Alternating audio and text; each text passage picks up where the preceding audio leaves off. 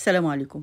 وعلشان هنرجع للمدارس تاني وكل حاجة المدارس بقى زي ما نزلت لكم في فيديوهاتي قبل كده بدايل السندوتشات والباتيه، وان شاء الله نعمل العيش الفينو وهنعمل شوية حاجات كده حلوة قوي لللانش بوكس.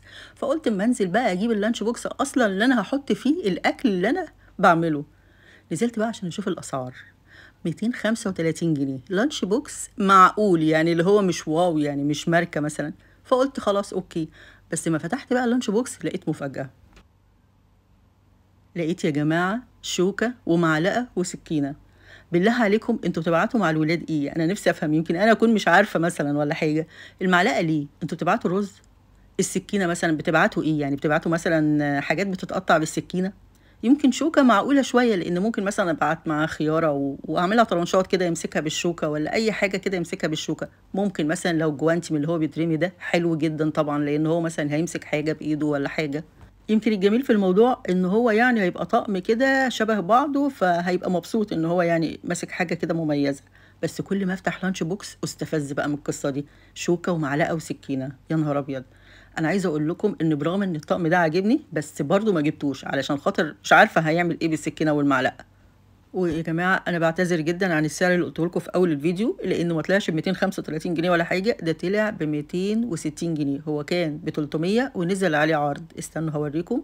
اهو ب 260 جنيه. واقول لكم على حاجه يا جماعه، بلاها ده اللي مش عايز ده مفيش مشكله، في حاجات ارخص يعني في كل المستويات الحمد لله.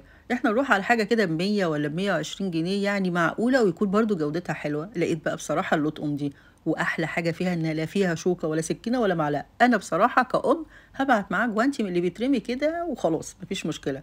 ده بقى جميل جدا ومتقسم برضو، وممكن تحطوا فيه حاجات كتير قوي. وده بقى لو الاطفال صغيرين شويه، يعني مثلا ابتدائي او كيجي، ده مناسب جدا ليهم. بس بصراحه نسيت اقرا لكم السعر بتاعه، يمكن لو وقفتوا الفيديو عند السعر هتشوفوه. في بقى كمان حاجه عجبتني جدا ب 149 جنيه، بس لانش بوكس بقى قمر. انا عايزه اقول لكم على حاجه يا جماعه، انتوا عارفين ان انا برضو برغم ان انا بجيب لانش بوكس، لكن برضو بحط السندوتشات او الفطاير او البيتزا اللي هبعتها معاه او اي حاجه من الحاجات دي جوه برضو كيس بلاستيك. كيس البلاستيك اللي كنا بناخده زمان في الشنطه، وكنا مبسوطين قوي ان احنا معانا سندوتشات في كيس بلاستيك. وايه، لازم نرجع بيه البيت تاني علشان خاطر ناخد فيه الحاجه لتاني يوم، ما نرميهوش الا بعد مرتين ثلاثه او لو اتقطع. وجنب بقى اللانش بوكس اللي احنا هنعمل فيه اكلات حلوه كده، وهوريكم الفيديوهات الجايه ان شاء الله. لقيت بقى شويه ادوات كده كتابيه، منهم المسطره دي، مسطره الوان 30 سنتي تقريبا ب 18 جنيه. ولقيت شويه حاجات كده بقى بريات وصلصال وشويه حاجات كده اسعارها يعني معقوله.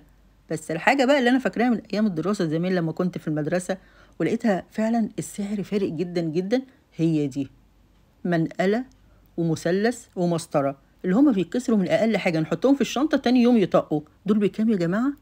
ب50 جنيه، لدرجة إن أنا بتمنى إن الرقم ده يكون محطوط غلط على الطقم ده. ربنا يعيننا ويعين كل الأمهات والأبهات، والسلام عليكم.